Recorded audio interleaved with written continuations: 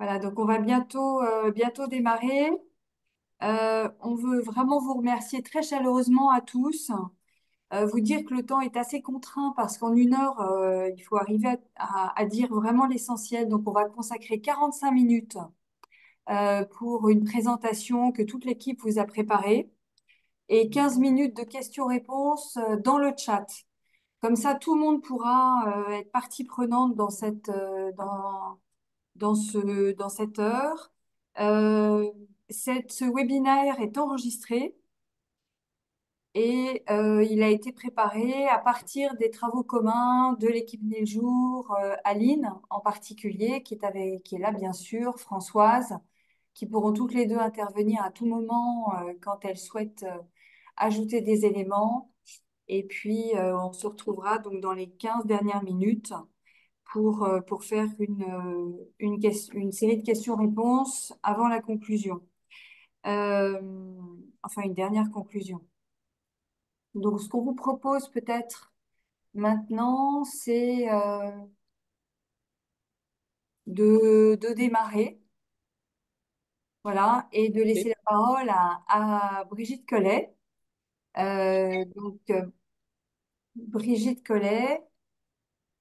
Alors, merci Nathalie, je te remercie de me donner la parole. Je suis à vos côtés dans cette très belle présentation et je suis très heureuse d'être au milieu de cette culture petite enfance pour porter un projet vraiment innovant comme celui des Maisons des 1000 jours. C'est un projet qui existe déjà dans d'autres pays comme l'Australie, comme le Québec. J'oublie le troisième, mais c'est pas grave. Les pays du Nord, chère Brigitte, j'ai oublié de te présenter parce que j'étais en train de Oui, manipuler vas-y, l'écran. vas-y. Tu es vice-présidente de l'association Ex-élus à Bordeaux et pédiatre. Voilà, j'ai fait 3 mandats à Bordeaux et on était la première ville à avoir constitué un service petite enfance et parentalité. Donc cette parentalité, on la porte tous ensemble aujourd'hui, c'est formidable. Alors, pourquoi on porte le sujet parentalité à travers ces maisons des 1000 jours? Eh bien parce qu'en ce moment, il y a déjà des parentalités qui sont beaucoup plus complexes qu'auparavant. Les familles monoparentales, on en parle déjà depuis une vingtaine d'années, mais on se rend compte à quel point c'est difficile dans une période de grande pauvreté, dans une période où la solitude et l'individualisme, des fois, peut prendre des tournures un petit peu dramatiques pour des femmes seules qui élèvent leurs enfants. Et puis aussi les familles parentales hein, qui, effectivement, élèvent leurs enfants dans un contexte qui est un peu différent parce que c'est deux parents du même sexe, comment se répartir les rôles. Et nous, on est une association très bienveillante et qui essayons de chercher les solutions avec les personnes concernées, et d'analyser un peu les situations et voilà, de porter la réflexion et éventuellement de proposer des solutions. Mais les solutions, les gens les ont en eux et c'est aussi ça notre message. On est dans une crise sociale importante en ce moment, une crise politique, une crise de sens. Beaucoup de difficultés pour trouver des personnes pour travailler à l'hôpital, beaucoup de difficultés pour créer des liens sociaux de qualité. Et on est là pour dire que vraiment, les maisons des 1000 jours sont un endroit, à mon avis, idéal pour créer ce type de lien dont les gens ont tellement besoin aujourd'hui. Et puis dire que derrière, il y a des politiques publiques, il y a des budgets publics à mobiliser, à flécher sur la parentalité. C'est vrai que je trouve que ces politiques publiques, elles sont portées par beaucoup de partenaires, hein, que ce soit la compétence petite enfance portée par les municipalités, c'est sûr. Par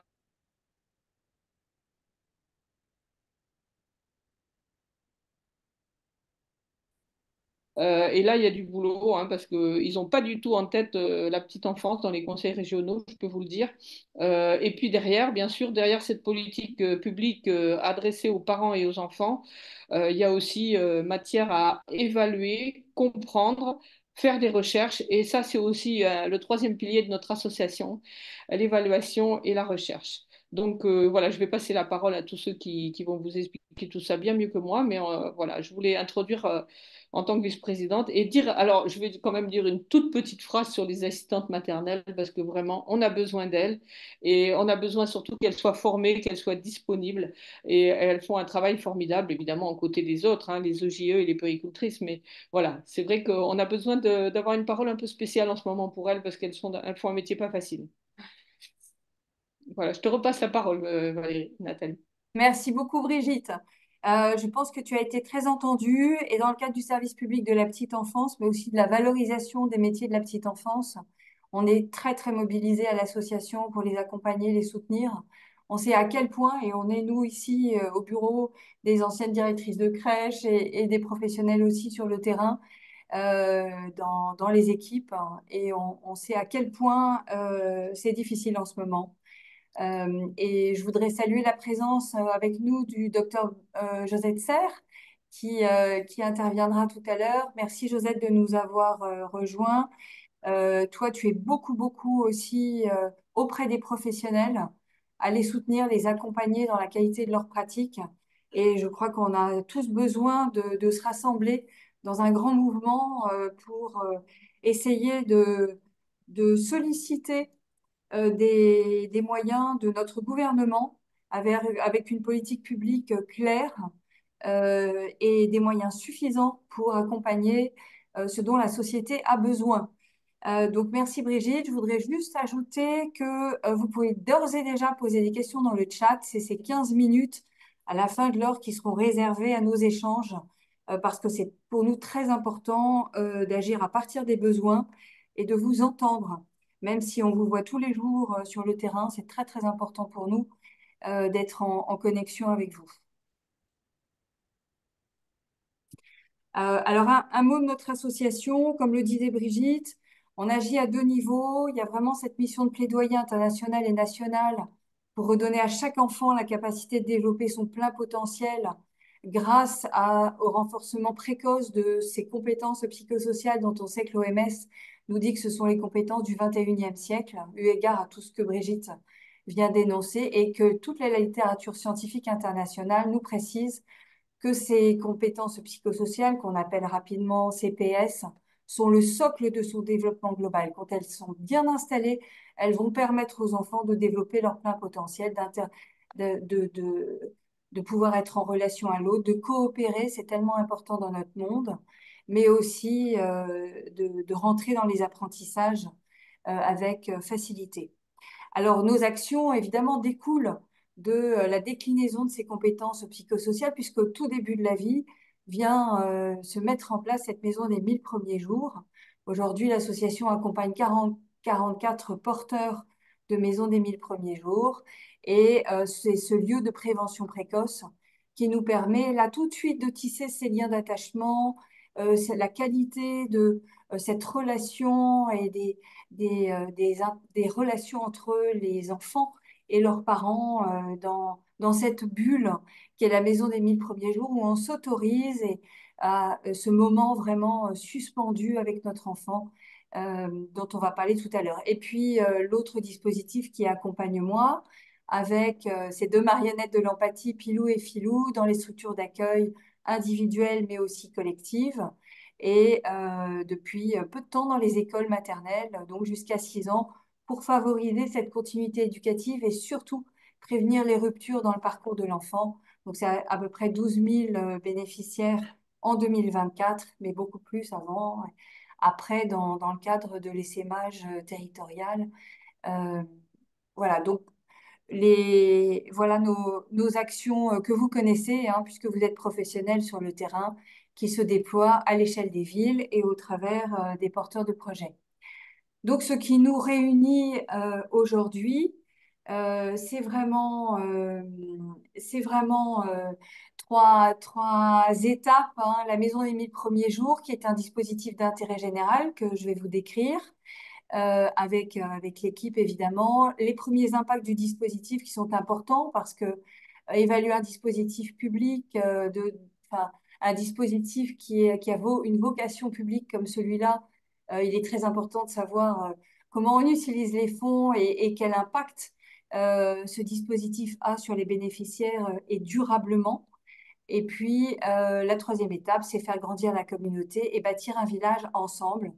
Voilà ce que nous vous proposons euh, dès maintenant. Alors, j'aborde la première étape, la maison des 1000 premiers jours, pour vous la décrire à partir de constats majeurs que nous avons récoltés dans les différents rapports, évidemment le rapport des 1000 premiers jours, mais aussi le rapport en santé mentale de la Cour des comptes et les rapports de nos partenaires. Donc, un enfant sur cinq vit sous le seuil de pauvreté en France aujourd'hui. C'est inadmissible et difficile à entendre. 30% des femmes souffrent de dépression du postpartum, mais aussi 10% des pères, avec une forte concentration dans les territoires qui cumulent des facteurs de risque. Un tiers des familles sont monoparentales. C'est pas forcément un risque, mais ça peut être un facteur de risque. Et le suicide est maintenant la première cause de mortalité maternelle dans la première année de vie de l'enfant. Un tiers des parents souffrent d'isolement. Et ce sentiment d'isolement s'est accentué à partir de la crise Covid, qui a creusé des écarts dont on sera peut-être amené à reparler. Euh, donc, à partir de ces constats, on est allé regarder quels étaient les besoins sur les territoires. Et la première pierre à l'édifice des maisons, c'est ce maillage territorial qui est essentiel. Déjà connaître à partir des schémas départementaux des services aux familles, des analyses des besoins sociaux, si possible cibler petite enfance. C'est à partir de ces données-là qu'on peut construire la première pierre de la maison avec les professionnels de la périnatalité, avec les pouvoirs publics, les organismes sociaux, les associations locales, les professionnels de santé. Ensemble, on rend visible en fait les services de soutien aux familles, et ce, dès l'entretien prénatal précoce qui a été rendu obligatoire après le rapport de la commission des 1000 premiers jours, c'est-à-dire dès le quatrième mois de grossesse, hein, tous les parents devraient être accueillis par une sage-femme pour l'entretien prénatal précoce qui peut aussi se dérouler dans la maison des 1000 premiers jours pour là, dès avant la naissance du bébé, composer ces groupes dans les maisons. Je précise bien que les maisons ne sont pas des maisons qui sont construites pour l'occasion, ce sont des lieux qui sont déjà existants, dont on parlera très vite. Et à partir de ces maisons, on oriente les parents qui ont des besoins spécifiques vers les professionnels de santé et les services de soutien à la parentalité qui peuvent, dans ce maillage, puisque c'est un maillon de la chaîne de prévention précoce, ces maisons des 1000 premiers jours, ensemble, on peut répondre aux besoins des parents qui en ont, qui le désirent. Donc c'est un dispositif nouveau en France, comme le disait Brigitte Collet tout à l'heure, qui a fait ses preuves à l'étranger. Premier pays à avoir mis en place cette pérédance, c'est l'Australie. C'est un pays dans lequel j'ai travaillé. C'était mon métier il y a plus de 20 ans. Le Québec, les 4 pays nordiques qui ont mis en place des groupes de pérédance. Et c'est un dispositif que j'ai pu présenter lors de la commission des 1000 premiers jours, qui a été très suivi par les membres de la commission, accompagné par le docteur Boris Cyrulnik et le professeur Antoine Guednet en particulier. Et à partir de la mise en œuvre, des premiers états de la mise en œuvre de ce rapport, on a composé un collectif national, mais également composé des premiers concernés, les familles, et l'ensemble de nos partenaires pour réfléchir ensemble à ce dispositif des maisons des 1000 premiers jours. L'objectif prioritaire était vraiment de rompre l'isolement. Vous avez vu les constats qui sont sans précédent en France, mais aussi soutenir la parentalité, redonner du pouvoir d'agir aux familles. Ce sont elles qui sont tous les jours en prise avec l'éducation de leurs enfants. Donner des conseils n'est pas durable, mais fournir de l'information fiable est très très important. Et on l'a vraiment envisagé comme un lieu de prévention précoce, au même titre que d'autres lieux publics qui interagissent avec la maison des 1000 premiers jours. Alors, quel est le fonctionnement de cette maison? D'abord, qui intervient? Évidemment, les bébés sont au centre du cercle, au centre de notre attention, au centre de notre intérêt. Environ 10 parents composent un groupe avec leur bébé dès l'entretien prénatal précoce. Ça, c'est très important. Avant la naissance, des liens se tissent entre ces mêmes parents qui vont rester dans le même groupe ensemble pendant leurs 1000 premiers jours. Alors, qui d'autre? Un facilitateur formé et aguerri à la relation parent-enfant et au développement de l'enfant. à la lumière des récentes découvertes et récentes données scientifiques sur le développement, parce que tant qu'à faire, autant que le professionnel soit vraiment détenteur de ces dernières informations. Chaque groupe de pair et danse, hein, la pair et danse, c'est vraiment l'entraide, c'est tout ce que chacun peut amener à l'autre pour briser cette solitude et cheminer ensemble dans ce devenir parent. Et c'est tout un chemin à suivre. Alors quand on a utilisé une méthodologie qui est assez proche de ces pays qui ont eu des impacts importants sur le devenir des enfants, c'est-à-dire 2 fois par mois, ça nous semblait être suffisant et en même temps pas trop pour que les parents soient vraiment très fidèles au groupe pendant les 1000 premiers jours, dans des lieux que je vais vous décrire tout à l'heure qui sont très mixtes. 5 piliers sont vraiment le socle de cette maison des 1000 premiers jours: la gratuité des groupes, la mixité, qui est une richesse vraiment, et l'universalité, bien entendu, la proximité.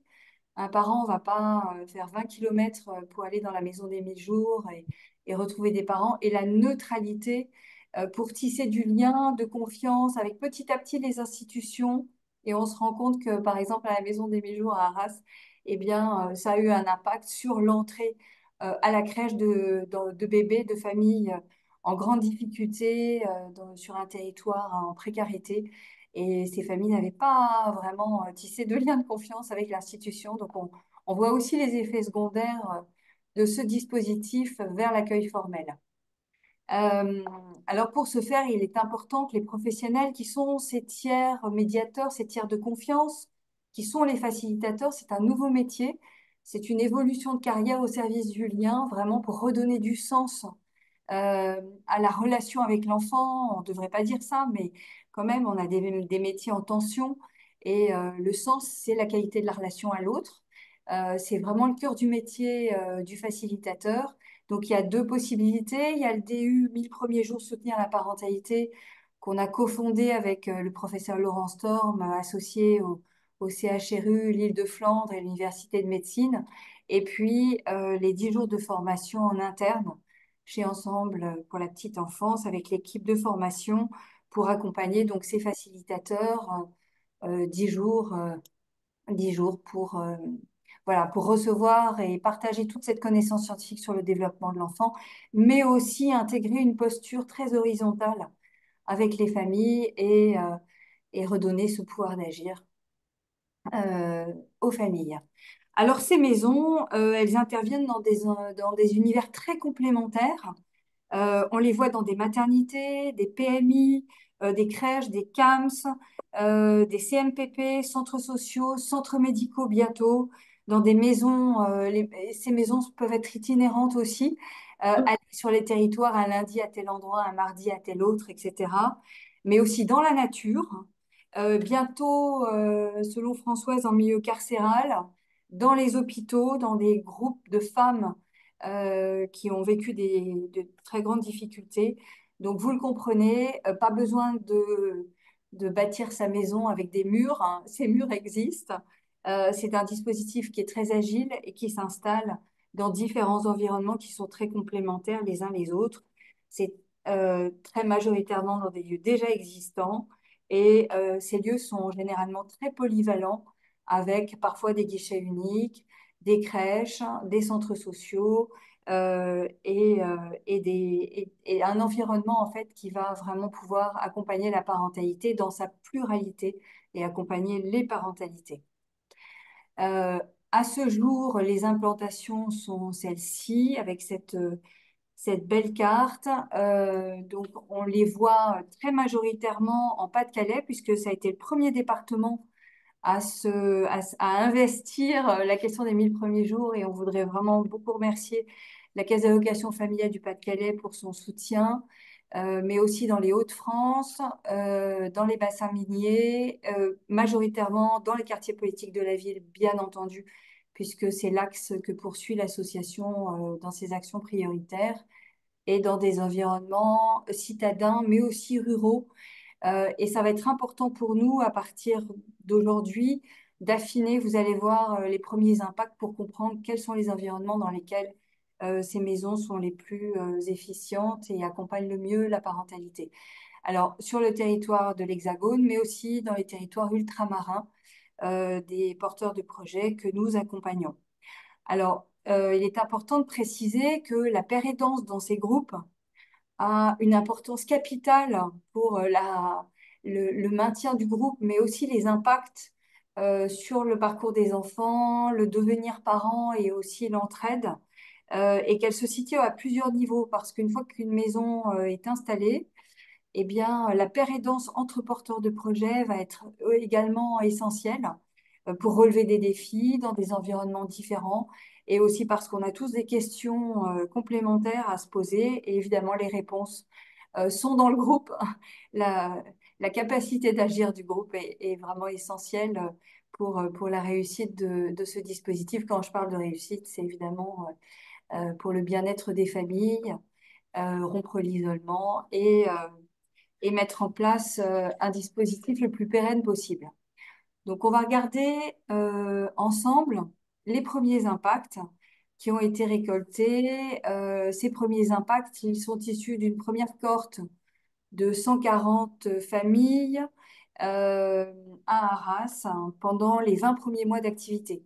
Là, je vous présente notre conseil scientifique, hein. On est très heureux d'être accompagné par ces professionnels, des chercheurs de renommée, des professionnels de terrain et aussi des médecins sous le regard bienveillant du docteur Boris Cyrulnik qui tient à être tenu au courant de l'évolution de ce dispositif qui lui tient à cœur, mais aussi le professeur Antoine Guednet qui nous apporte beaucoup, beaucoup de matière scientifique pour nourrir nos questionnements dans les maisons des 1000 premiers jours. Euh, donc évidemment, ce sont les familles qui en parlent le mieux et vous entendrez Joséphine juste après cette présentation. Euh, sur cette cohorte de 140 premières familles pendant les 20 premiers mois à Arras, 94% des mamans, alors il s'agit des mamans, déclarent ne plus ressentir de symptômes de dépression postnatale après 3 mois dans les groupes. 100% des parents se sentent en confiance dans la maison et déclarent être plus sereins et plus outillés.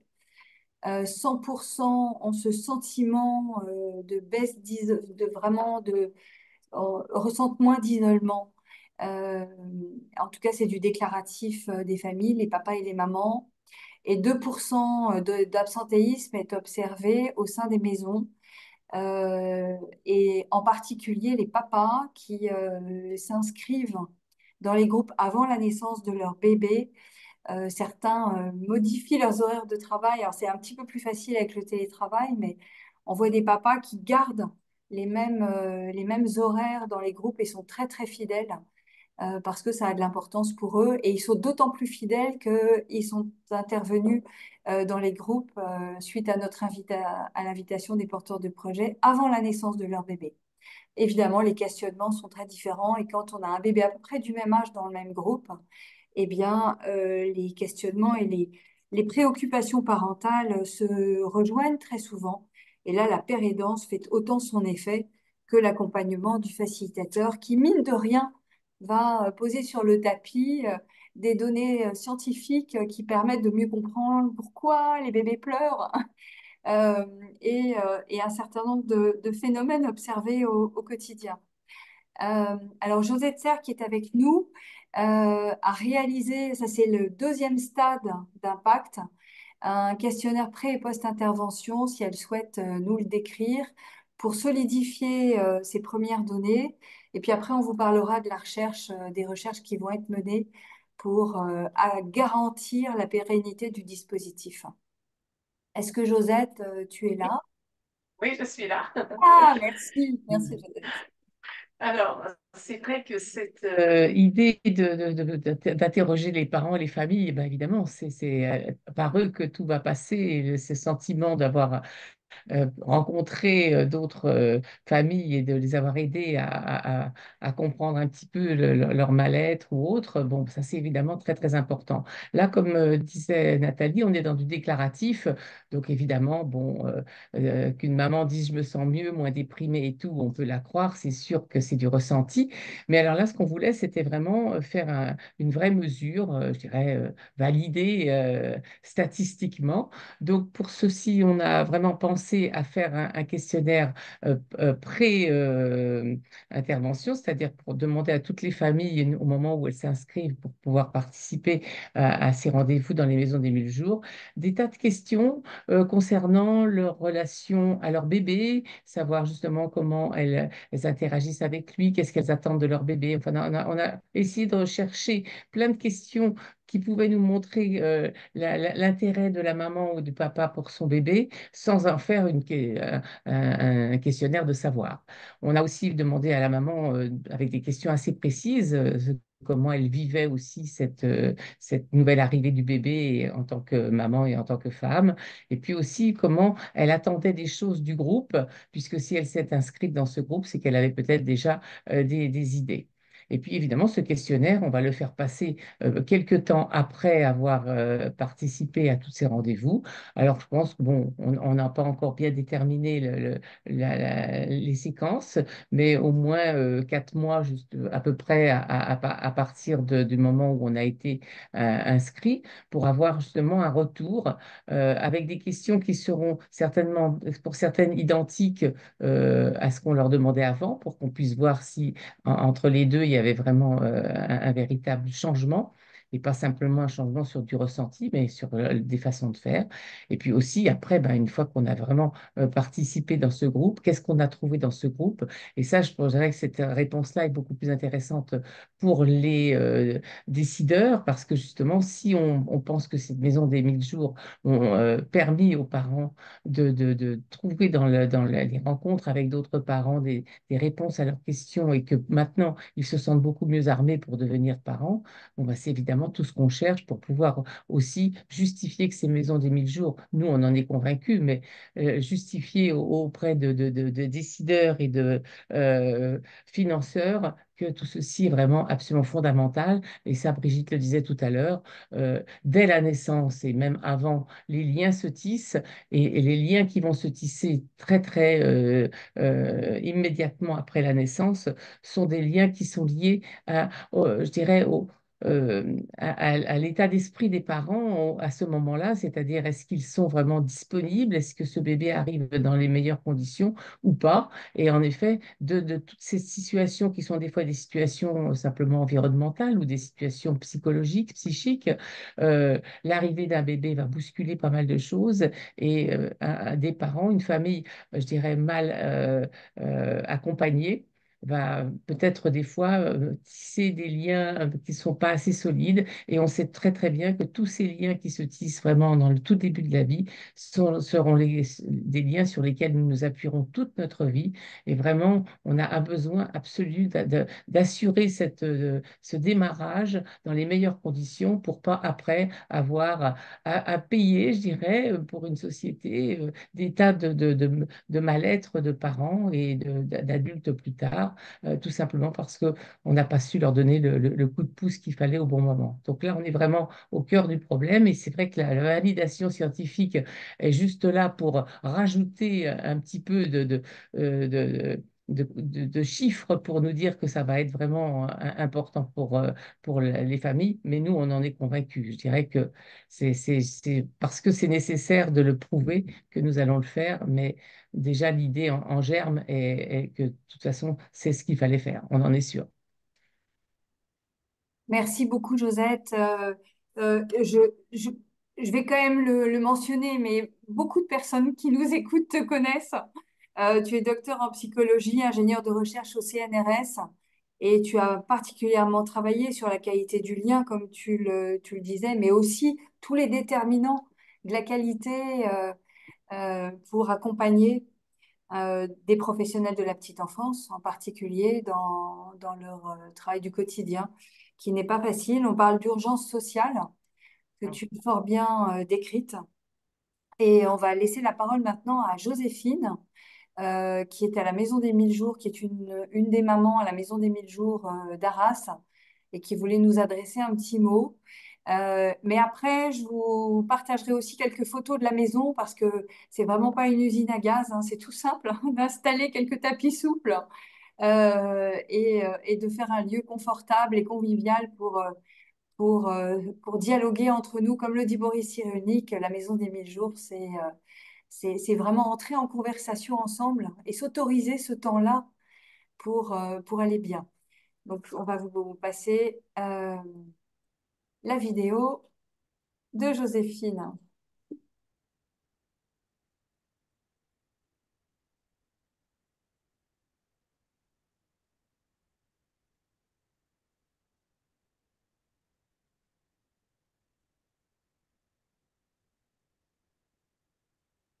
J'aime bien mes jours parce que c'est un endroit où je me sens bien, où je me ressource, où je peux exprimer ce que je sens, ce que je vis.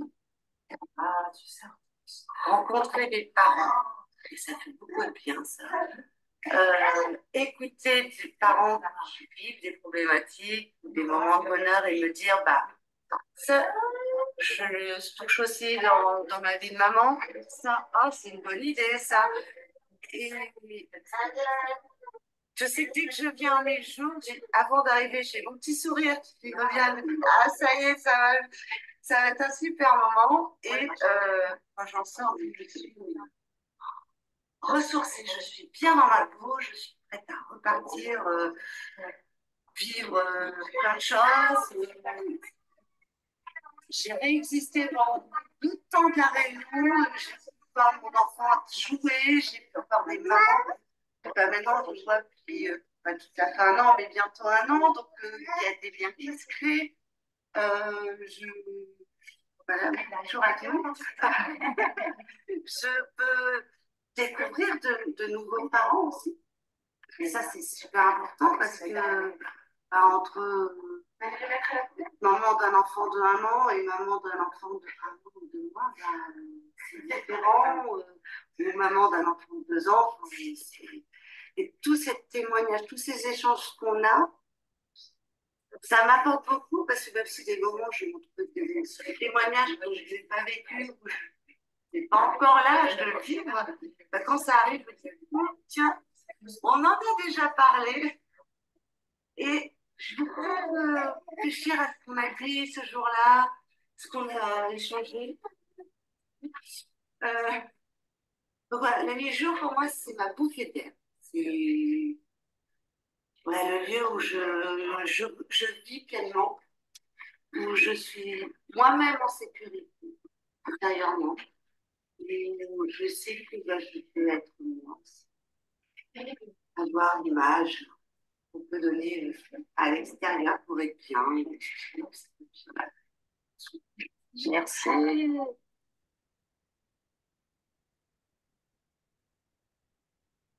On a entendu la douce voix de Françoise, l'image d'Aline. L'équipe est là, bien présente.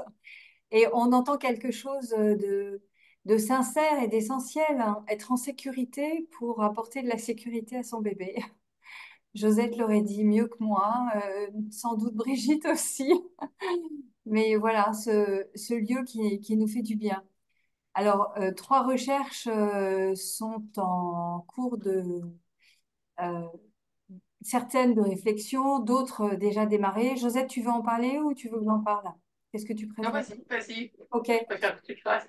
Alors, il y a une thèse qui est menée par Mélanie, qui a abordé le sujet avec nous, qui a travaillé au sein de l'association avant, et qui maintenant est dans l'équipe du professeur Linda Cambon à Bordeaux Population Health, qui est une recherche macro, une étude comparative des dispositifs de soutien à la parentalité en France, dont les maisons des 1000 premiers jours. Donc là, on va avoir une collection de données aussi très intéressante pour voir qu'est-ce qui va pouvoir être évalué pour être le plus pertinent possible dans l'accompagnement à la parentalité.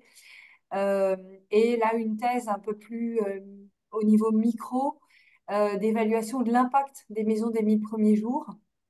Alors, le questionnaire dont a parlé Josette tout à l'heure sera évidemment très utile, et puis des échelles validées qui vont jalonner le parcours de cette thèse, mais ce sera globalement centré sur la pérédance en prévention précoce, qui est une première en France, menée donc par le professeur Jacqueline Vandelang, qui est également membre de la commission des 1000 premiers jours à l'université Paris-Cité.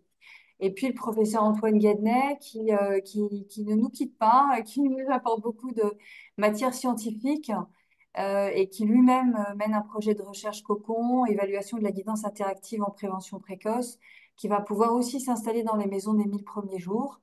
Et tout ce corpus de données va faire l'objet alors pas toutes les données puisqu'elles ne vont pas intervenir tout de suite, mais déjà celles que l'on a, et puis toutes les coulisses de ce dispositif des maisons des 1000 premiers jours fera l'objet d'un dossier spécial dans la revue Devenir, qui est coordonné par le professeur Antoine Guednet, qui devrait voir le jour autour de la rentrée. Voilà, vous pouvez guetter sa sortie. On vous le dira sur les réseaux sociaux, bien entendu, et dans une newsletter. Agir ensemble est notre troisième étape. On vous la propose parce que seul on va vite, mais ensemble on va loin. Donc on est allé un petit peu plus loin avec une illustration récente. C'était le 21 novembre dernier sur France 5, le film Les premiers 1000 jours, qui a été vu par 1 million de téléspectateurs, incluant les replays, jusqu'au 16 décembre, qui était coproduit par Gilles Demestre et Claire Lagenie. Et on a précisé, notamment avec des interventions de Josette Serre, de Brigitte aussi, dans le livre Là où tout commence, des éléments, puis corriger aussi certaines choses du film, en tout cas préciser les séquences et parler un peu des coulisses du film et des maisons des 1000 jours dans le livre Là où tout commence, que j'ai eu l'honneur de coécrire avec le docteur Boris Cyrulnik, avec également euh, un soutien du professeur Antoine Guednet et d'Isabelle Filiosa et leurs contributions. Voilà, la prévention précoce, pour nous, c'est la pierre incontournable de réduction des inégalités, et il y a vraiment une urgence sociale à s'y atteler ensemble. Donc, dans l'intérêt des enfants, récolter davantage d'impact par le nombre, parce que notamment la proximité est un facteur essentiel de la maison des 1000 jours. Et plus de porteurs de projets souhaiteront mettre en place des maisons des 1000 jours dans leur quartier, sur des bases évidemment extrêmement solides, dont le maillage territorial et la formation solide du facilitateur, plus on fera grandir le sujet dans une dimension partenariale, parce que l'intelligence collective fait vraiment partie de l'ADN du dispositif, dans un climat de partage, pour soutenir davantage les enfants d'aujourd'hui qui sont la société de demain.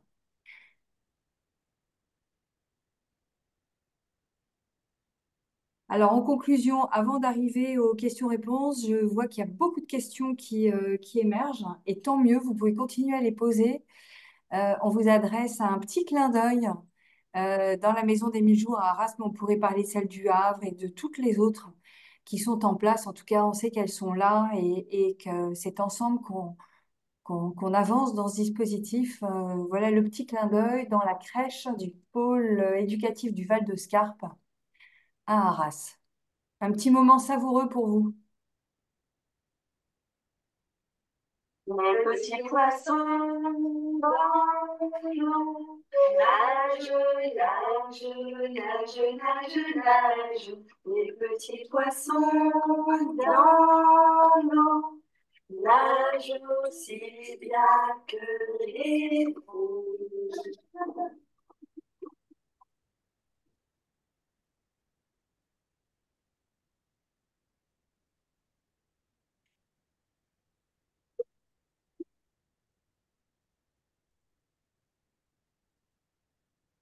Ces 1000 jours-là, c'est le moment où on apprend une vitesse folle. Alors, si on les rate, c'est rattrapable à condition de s'en rendre compte. Et si on les réussit, mais ça fait un enfant qui a une bonne base de départ. C'est pas gagné pour la vie, mais au moins c'est un bon départ. Et l'enfant commence sa construction à ce moment-là. Donc c'est une personne en cours de construction, sauf que c'est une construction qui se fait à follement vite. Le cerveau bouillonne.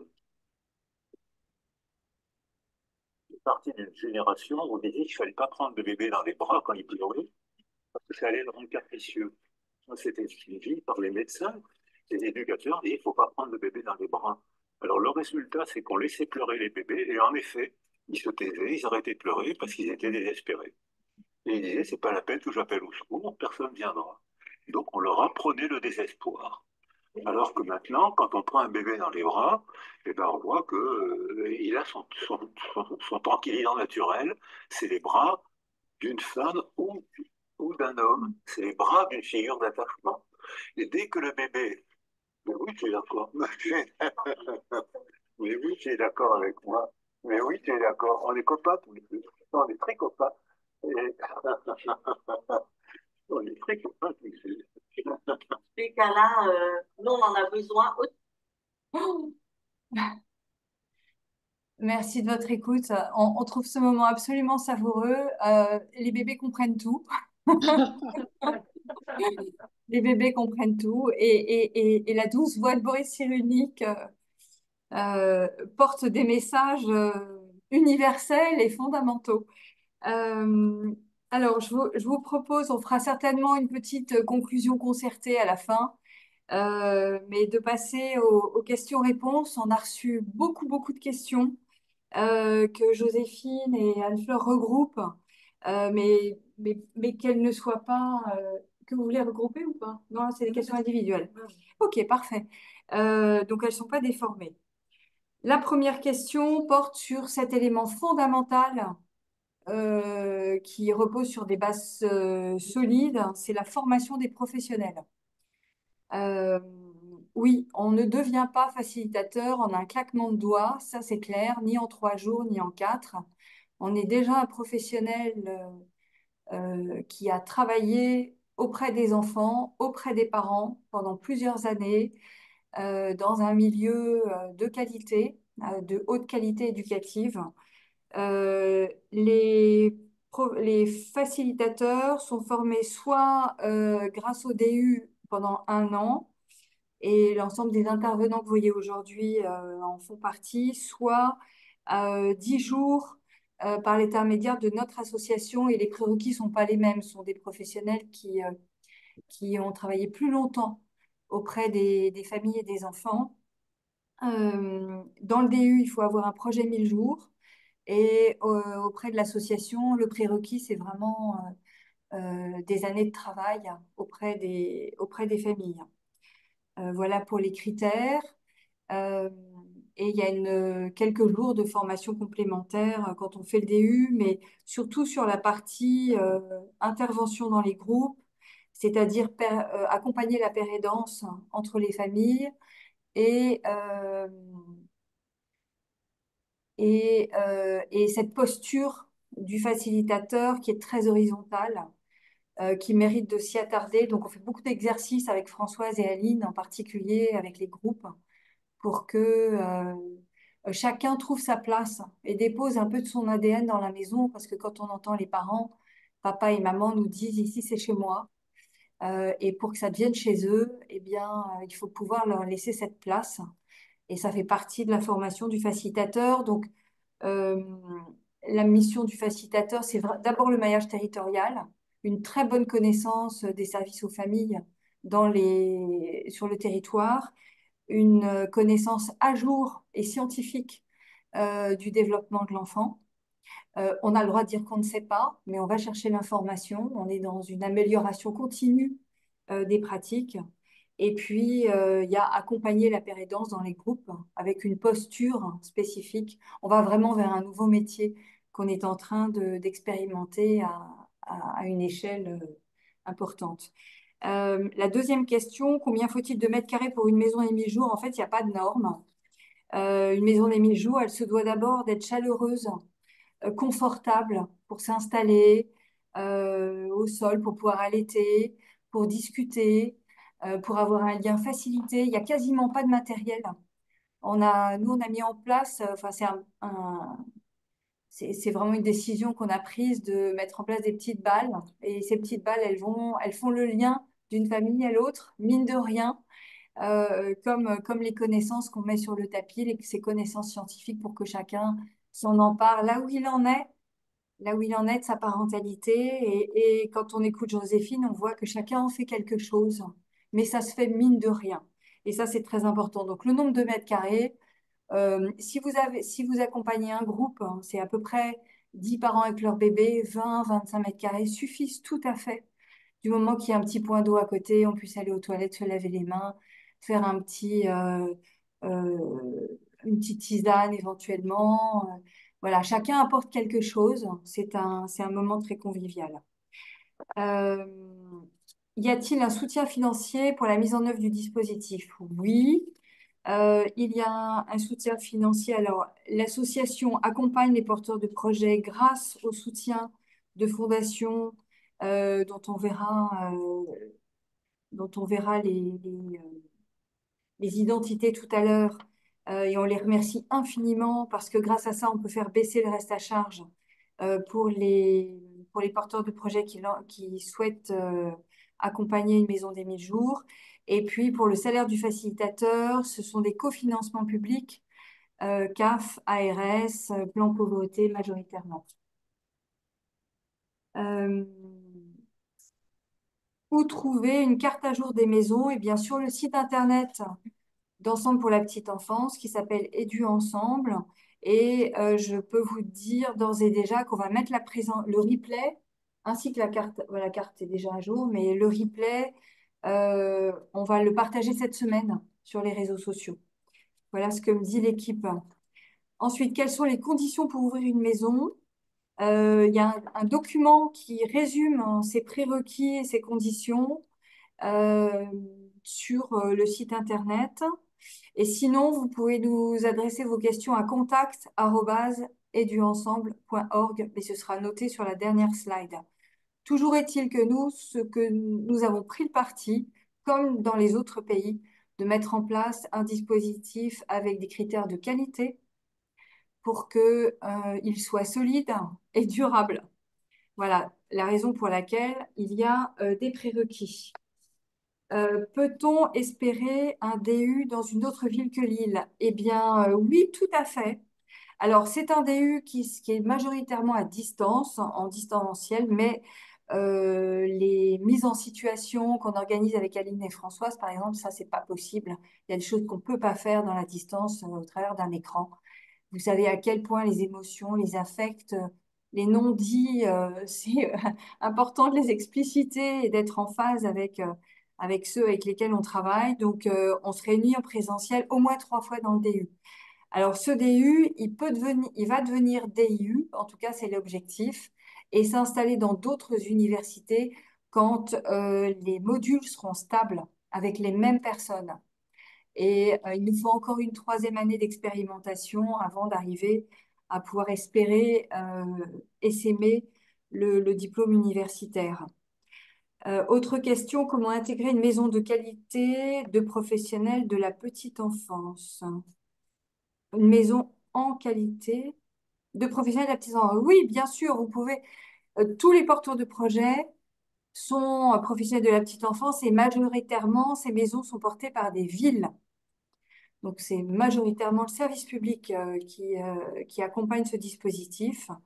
Et vous pouvez, parmi les étudiants du DU et les professionnels qui s'adressent à l'association, il y a des éducateurs de jeunes enfants, des puériculteurs, puéricultrices en nombre, des sages-femmes, des médecins, même des pédiatres, des kinés, des professionnels qui travaillent dans le champ du handicap, des éducateurs spécialisés, même aussi des auxiliaires de puériculture qui ont travaillé de longues années, des sages-femmes, voilà, beaucoup de professionnels de la petite enfance.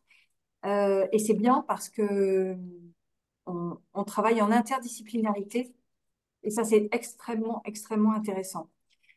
En quoi consiste la formation de 10 jours? Eh bien, d'abord, travailler sur le maillage territorial.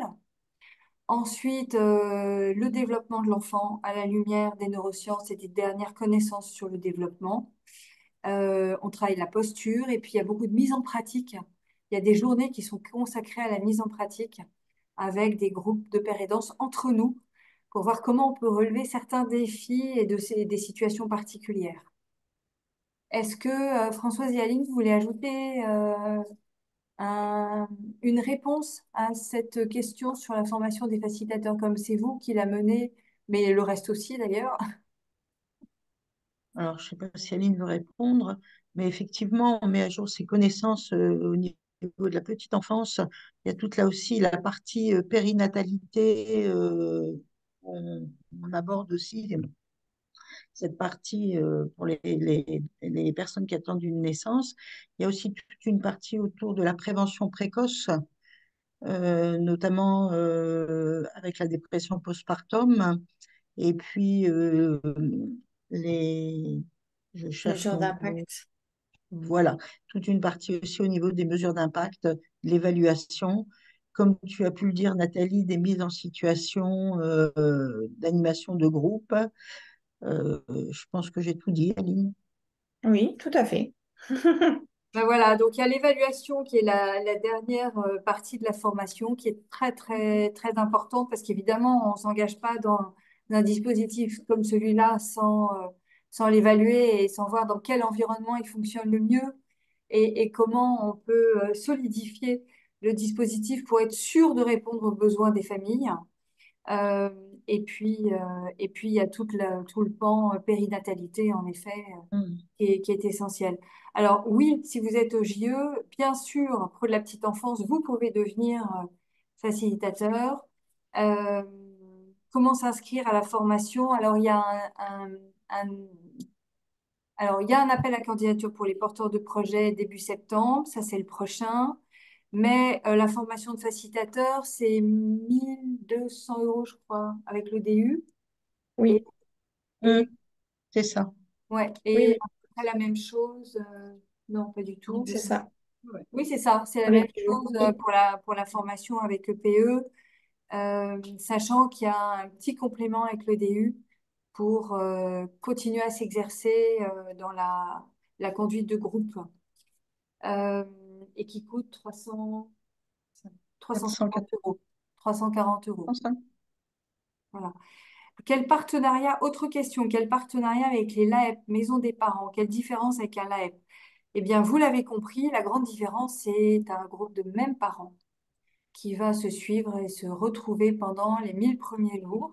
Donc, vous pouvez tout à fait inclure ce maillon de la maison des 1000 premiers jours dans un LAEP, dans une PMI, dans une maison des parents, une maison de la parentalité, une maison de la famille.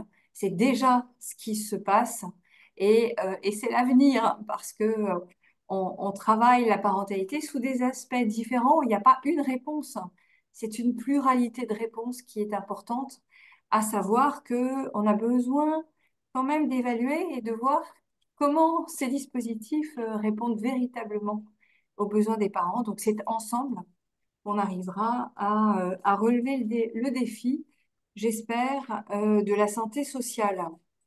Alors, comment postuler? On va bientôt annoncer le prochain appel à candidature pour les porteurs de projets. Et une autre question, une maison doit-elle fonctionner 5 jours par semaine? Pas du tout. C'est tout à fait en fonction du nombre de groupes que vous avez. Ce qu'on sait aujourd'hui, c'est qu'un facilitateur, il peut difficilement accompagner plus de 8 à 10 groupes. Ben, ça fait une centaine de familles. Et pour se souvenir de chaque famille, eh bien, il faut et de chaque bébé, ben, c'est bien ça qui nous anime, c'est la qualité de la relation avec les familles et les bébés, eh bien, ce sera plus difficile. Mais un groupe, c'est 2 fois par mois. Donc, vous voyez que c'est pas non plus un temps plein et c'est pas une pièce permanence dans la structure. Oui, il nous reste 3 minutes, nous dit Kitry, et je laisse la parole à Brigitte. Non, mais c'était juste parce qu'il y a une question que j'ai trouvée intéressante à l'instant. C'était est-ce que les horaires correspondent pour les parents qui travaillent encore, les pères ou les mères qui ne sont pas encore en congé de maternité? Et voilà, et dans les 2 ans qui suivent, est-ce que les horaires peuvent être compatible avec une vie professionnelle? J'ai trouvé que cette question, on me l'a posée plusieurs fois. Mm. Ah bah oui, tu as tout à fait raison de la poser. En fait, c'est le groupe qui choisit son horaire. Et contrairement à ce qu'on pensait au départ, on se disait que les facilitateurs n'allaient travailler que les soirs et le samedi matin. Eh bien, pas du tout. Voilà une idée reçue qui n'a pas été une bonne idée. Ce sont des heures tout à fait classiques, le mardi à 11 heures, le mercredi à 16 heures. Et ce sont les parents dans le groupe qui choisissent leur horaire et l'horaire se tient. Et c'est ça qui nous épate aussi, c'est que l'horaire est le même d'accompagnement. Après l'accompagnement 1000 jours, les parents se connaissent, ils se voient souvent le week-end, ils se rencontrent à d'autres occasions et on continue. Françoise et Aline ont fait un travail exceptionnel. Les anciens parents passent le relais aux nouveaux parents dans les maisons. Et ça, c'est Super. un temps festif extraordinaire où chacun discute, un peu comme du mentorat, et accompagne les suivants. Et vraiment, ça nous remplit de joie de voir que ça se passe très très bien. Et puis il y a des temps festifs réguliers qui accompagnent la parentalité différemment après. On espère que ça correspond aussi aux besoins. Ce qui se passe là, c'est ce que dirait Boris, c'est cette danse relationnelle entre les uns et les autres qui nous fait du bien à tous. Euh, voilà, merci à nos partenaires publics et privés de nous accompagner avec autant de sérieux, de rigueur, de bons questionnements qui nous font avancer, qui nous font grandir chaque jour. On est vraiment très, très heureux, très honorés d'être accompagnés par eux. Et on n'a pas inscrit toutes les villes qui sont porteuses de maisons des 1000 jours, mais ça, vous les voyez sur la carte. Donc, un immense merci. Grâce à vous, comme disent nos amis québécois, ben, on va espérer changer le monde un enfant à la fois. Euh, J'adore. et vous voyez la qualité des interactions. Ces photos sont vraiment très belles. Et on voit on est recentré sur nos cœurs de métier, sur le sens de nos métiers, qui est la qualité de la relation à l'autre. Donc, on voudrait vous remercier tous d'avoir participé à ce séminaire aujourd'hui, à cet échange ensemble, et vous dire à quel point la petite enfance, c'est une grande importance. Petite enfance, Grande grande importance. enfance. Bravo. Merci Merci. à Merci chacun. beaucoup. Ouais. Merci à tous. Merci beaucoup, docteur Josette Serre, docteur Brigitte Collet, Aline, Françoise et toute l'équipe d'avoir participé à ce webinaire que j'ai appelé séminaire, mais bon, c'est un peu pareil. Merci à tous d'avoir participé et on ne se quitte pas puisqu'on va partager la présentation et voilà, vous avez nos contacts, vous pouvez nous joindre notre écosystème puisque c'est ensemble que l'on avance. Merci beaucoup à chacun. À très bientôt. Merci aussi.